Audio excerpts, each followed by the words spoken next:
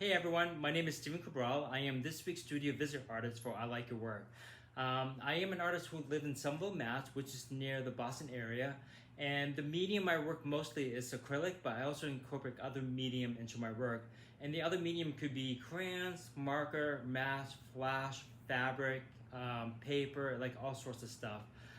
So what I would like to do for this video is kind of give you a quick tour of my studio.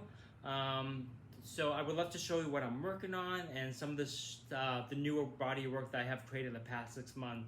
So I'm gonna go ahead and just flip the camera around and just give you a quick tour. So here is my studio. I have been here for 9 years. I think a lot of you can relate with me when I say this is my personal sanctuary. In the center of the studio, this is where I do all the pours and staining. And one thing I want to share with you, which I'm really excited about, so these two pieces here, so I normally work mainly with canvas and I do a lot of the pours and staining into the raw canvas. To challenge myself, I decided to work on wood on panel and to like add a black background. And one thing I'm really surprised, and I'm not really sure why it didn't occur to me, the black background really intensified the color quite a bit. And one thing it's like I love is like it really emphasizes the transparent layer like really well, and it interplay with the opacity really well. So I'm not sure where this painting is heading right now, but it's like really early in the phase. And the corner here I would like to share with you. So this is my source material and inspiration area. So let me give you a little like brief history. Before I moved to abstraction, I used to do reputational like figurative painting, and I've always had something to look at. So when I first moved to abstraction about 10 years ago, a lot of my early work was like really flat and it was like a struggle. So it dawned on me like a couple of years ago, it's like, oh, it's like my old habits, I've always had something to look at. So what I did is like I kind of created a bunch of drawings and kind of tore them up and just kind of laid them on the wall. So these guys helped me give me some much needed information I need. And the information I'm talking about is the shape, the layering of the paper, the shadow, some of the edges, like some of the edges like really hard or soft, and just kind of really helped me create that space in my work.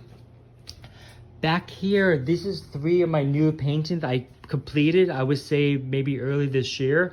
I mentioned that I'm primarily an acrylic painter, but I do mixed media really plays a huge role into my work.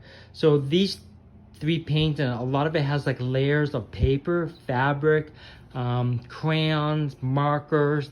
And the reason why I do that, so the different material like help me redefine space in my work.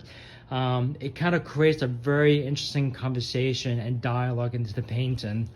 So like here, for example, if you look here, this is all like paper. So what I would like to do is like I put layers of paper, put a medium over it. So once everything completely dry, I kind of go ahead with a palette knife and kind of peel some stuff out so I can see what's going on underneath below.